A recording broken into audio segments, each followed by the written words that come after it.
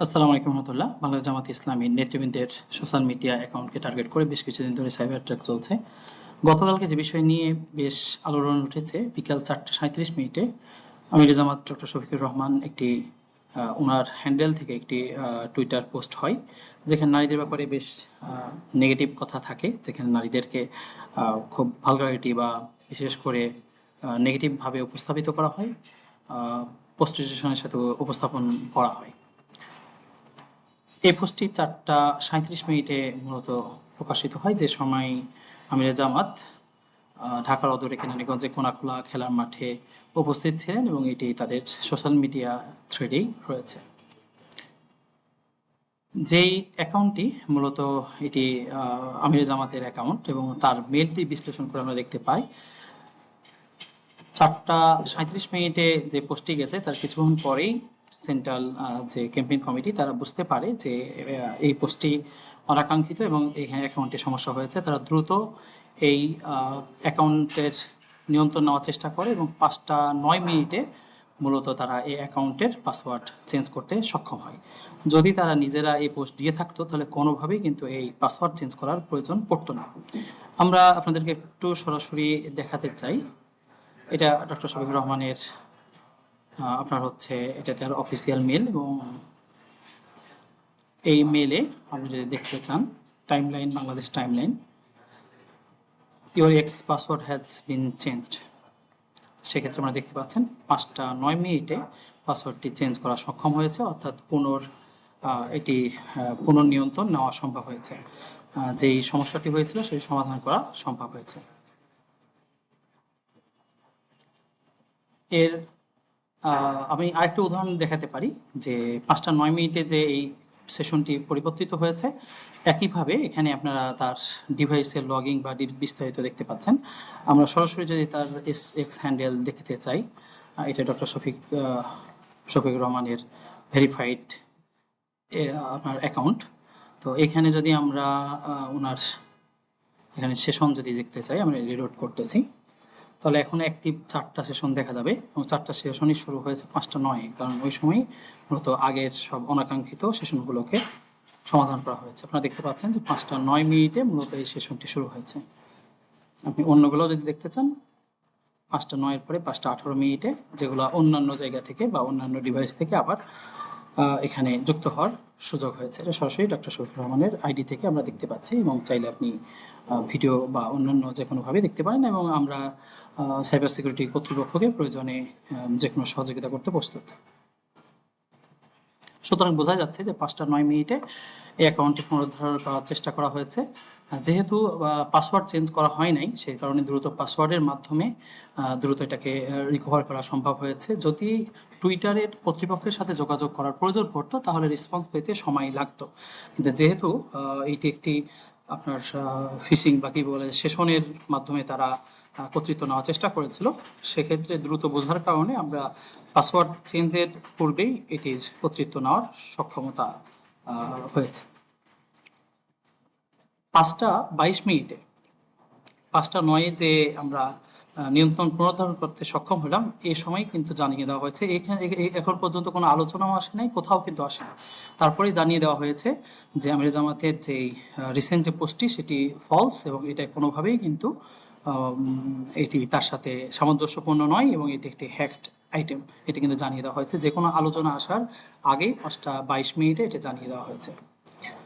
একই সময় যদি দেখেন আমরা দেখেছিলাম 4:37 আমির জামাতের অ্যাকাউন্ট থেকে পোস্টটি হয়েছে, তার মাত্র আপনার মোটামুটি 16 মিনিট পরে ডক্টর শফিকুল ইসলাম মাসুদ ভাইয়ের পেজ থেকেও একই এই টুইটারটি শেয়ার করা হয়, এবং সেক্ষেত্রে বাংলা বক্তব্য অ্যাড করা হয়, এবং এটা টাইমলাইন আপনি দেখতে পাচ্ছেন 4:53 মূলত এইটি আপনার হচ্ছে যে পোস্ট করা হয়।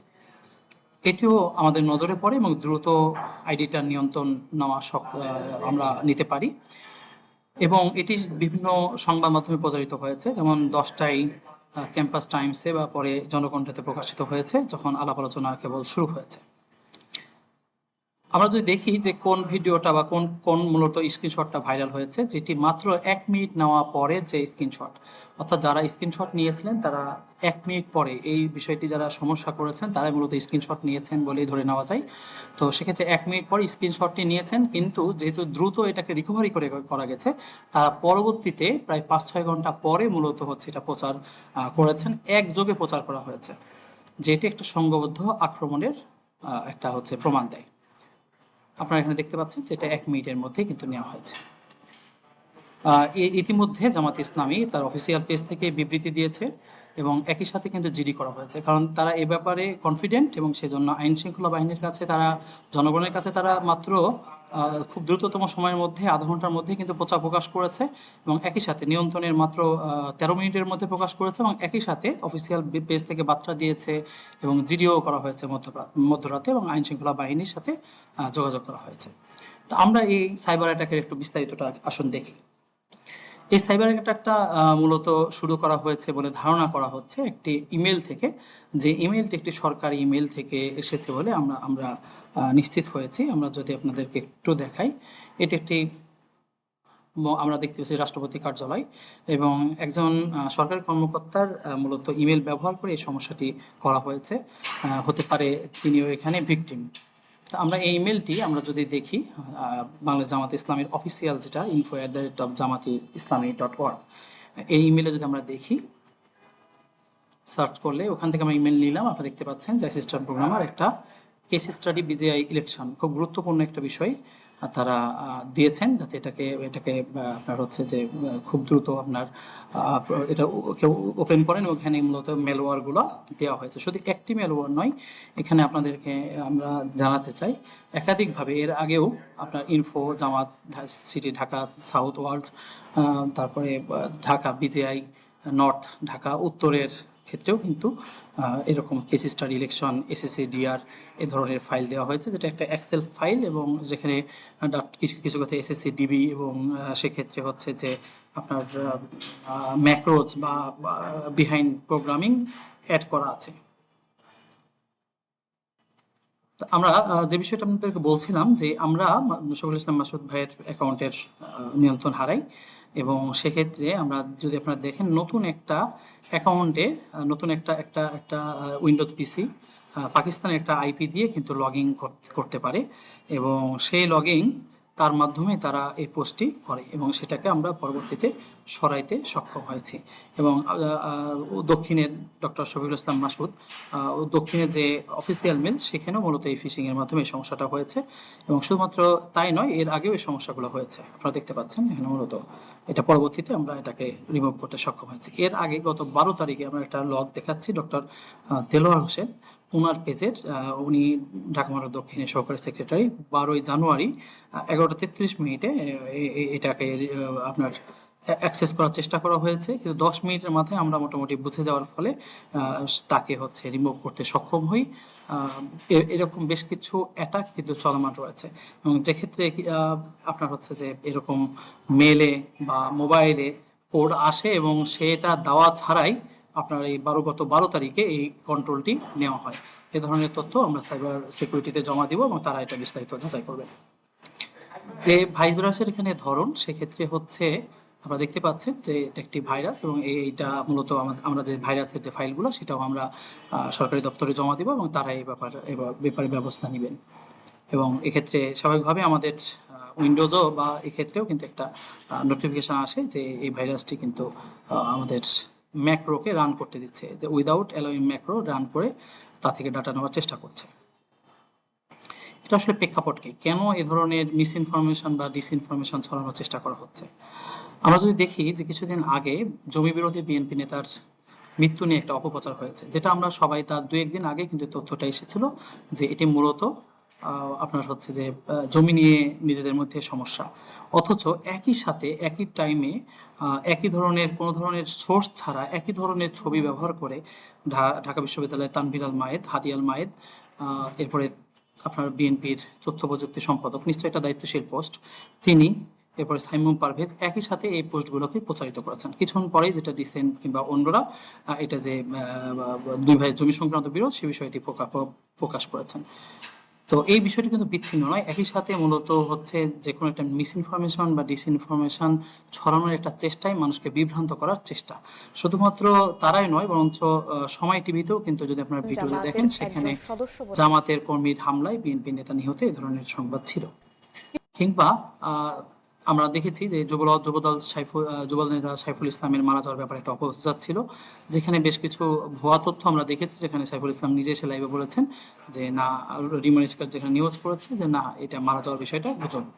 তো এই ধরনের গুজবগুলো ছড়ানোর যে চেষ্টাটা করা হয়েছে এটা সংঘবদ্ধভাবে কিন্তু করা হচ্ছে, এবং প্রায় প্রতিদিনই কিন্তু দেখা যাচ্ছে নির্বাচন যত কাছাকাছি আসছে তত বেশি গুজবটাকে ছড়ানোর চেষ্টা করা হচ্ছে। যে বিষয়টি 4:37 1 মিনিট পরে স্ক্রিনশট নেওয়া হয়েছে উদ্দেশ্য প্রণোদিতভাবে, এখানে সেটার এখন রিকভার করা, সেখানে পাবলিকলি পোস্ট দেওয়া, সে ধরনের নিউজে আসা, এর পরেও চেষ্টা করা হয়েছে একই সাথে সবাই মিলে ছড়ানোর। কারণ মানুষ যদি একই সাথে অনেক মানুষ ছড়ায়, কিছু না কিছু ক্ষেত্রে মানুষ বিভ্রান্ত হবে। তবে এটা কথা মনে রাখা দরকার যে সত্যের বিজয় অবশ্যই অবশ্যম্ভাবী।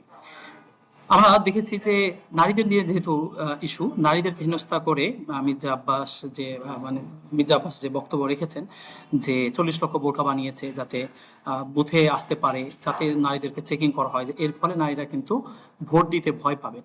কিংবা আমরা এই ধরনের অনেকগুলো ঘটনা দেখেছি, আমরা যদি আরো কিছু ঘটনা আপনাদেরকে দেখাই, এ ধরনের অনেকগুলো ঘটনা দেখেছেন, নারীদেরকে লাথি মারা হয়েছে, তাদেরকে ভোট প্রক্রিয়ায় ভোট চাওয়া কিংবা ভোট দিতে যাওয়ার ক্ষেত্রে তাদেরকে বাধা প্রদান করার চেষ্টা করা হয়েছে।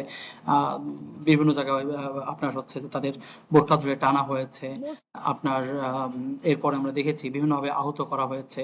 তো এই ধরনের ভিডিও বা এই সমস্ত বিষয়গুলো আমাদের নির্বাচন কমিশনের কাছে আছে, এবং এটা কিন্তু দলীয়ভাবে তারা করেছে এবং তারা উদযাপন করেছে। আপনারা যদি লক্ষ্য করে থাকেন যে এই ধরনের বক্তব্য কিন্তু দলীয় কর্মীরা দিয়েছে, এটা এই উদ্দেশ্যেই যাতে হচ্ছে জামাতের প্রতি, বা বিশেষ করে ঢাকা ইউনিভার্সিটি আপনারা দেখেছেন বা বিভিন্ন ইউনিভার্সিটিগুলোতে দেখেছেন ছাত্র সংসদ নির্বাচনে নারীরা যেভাবে দলীয় আপনার জামাত কে পছন্দ করেছে, বিশেষ করে ছাত্র শিবিরকে সেখানে পছন্দ করেছে, একইভাবে হচ্ছে তারা মনে করছে জামাতের প্রতি মানুষের যে ভালোবাসা, আকাঙ্ক্ষা, এবার ভোট দেওয়ার চেষ্টা, সেই জায়গায় তারা নারীদেরকে বিরত রাখা এবং বিরত থাকার ব্যাপারে মূলত এই চেষ্টাগুলো কিন্তু একটা সংঘবদ্ধভাবে করার চেষ্টা করছে। তো সেক্ষেত্রে এগুলো আপনারা দেখেছেন। তো সুতরাং আমরা মনে করি যে নারীদের ক্ষেত্রে এই বিষয়টি এমনভাবে চুজ করা হয়েছে যে ক্ষেত্রে তারা চায় না যে নারীরা আসলে তাদের মতামত দিক, তাদের ভোটাধিকার দিক। একদিকে তারা নারীদেরকে আপনার হচ্ছে ভোট চাইতে দিতে চাচ্ছে না, ভোটে অংশগ্রহণ করতে দিতে চাচ্ছে না, ভোট দিতে চাচ্ছে না। একই সাথে অন্যদিকে আবার হচ্ছে যে নারীদের ব্যাপারে এ ধরনের সংবাদ প্রকাশের মাধ্যমে যারা হচ্ছে ঘরের বাইরে যে নারীরা কাজ করেন তাদেরকে মর্যাদাহানি করার চেষ্টা করা হচ্ছে, তাদেরকেও বিতৃষ্ট করে ফেলার চেষ্টা করা হচ্ছে, এই জোয়ারকে রোখার চেষ্টা করা হচ্ছে। তো অথচ তার 2 ঘন্টা আগে আমাদের জামাতের টুইট ছিল যেখানে তিনি বলেছেন যদি 11 পার্টি ক্ষমতায় আসে তাহলে প্রত্যেকটা নারী উচ্চশিক্ষার সুযোগ পাবেন এবং গভর্নমেন্ট তার খরচ ব্যয় করবে। এটা আমিনা জামাতের টুইটার হ্যান্ডেলে এখনো আছে। যিনি নিয়মিতভাবে নারীদের নিয়ে কথা বলছেন, নারীদের উন্নয়নের নিয়ে কথা বলছেন, নারীদের জন্য বিভিন্ন ইশতেহার লঞ্চ করছেন, সেক্ষেত্রে 2 ঘন্টা আগেও তিনি নারীদেরকে নিয়ে এই পড়াশোনার ব্যাপারে বলেছেন। সেই জায়গা থেকে যে পোস্টটি দেওয়া হয়েছে সম্পূর্ণভাবে সাংঘর্ষিক, এটা যে কেউ বুঝে বা বলতে পারে। সুতরাং যত নির্বাচন আসছে তত দেখা যাচ্ছে সাইবার অ্যাটাক, অপপ্রচার, গুজব এগুলো হচ্ছে ছড়ায় যাচ্ছে। এমনও হতে পারে সামনে 1 সপ্তাহ কিন্তু এই ধরনের নানান ধরনের গুজব ছড়ায় যাবে।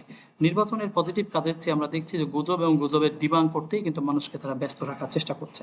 তো এই ব্যাপারে আমি জনগণের প্রতি দৃষ্টি আকর্ষণ করতে চাই যে এই গুজব বা অপপ্রচার যারা করতে চায় তাদেরকে রুখে দিন। যারা নারীকে ঘরের মধ্যে বন্দি করতে চায়, ভোট দিতে আসতে চায় না, যারা পর্দা কিংবা যারা সম্মানীয় আমাদের নারী মা বোনেরা রয়েছেন তাদেরকে অসম্মান করে, তাদেরকে ইনশাআল্লাহ আপনার 12 তারিখে নিশ্চয়ই আপনাদের মতামত দিবেন। সবাইকে ধন্যবাদ। আসসালামু আলাইকুম রহমতুল্লাহ।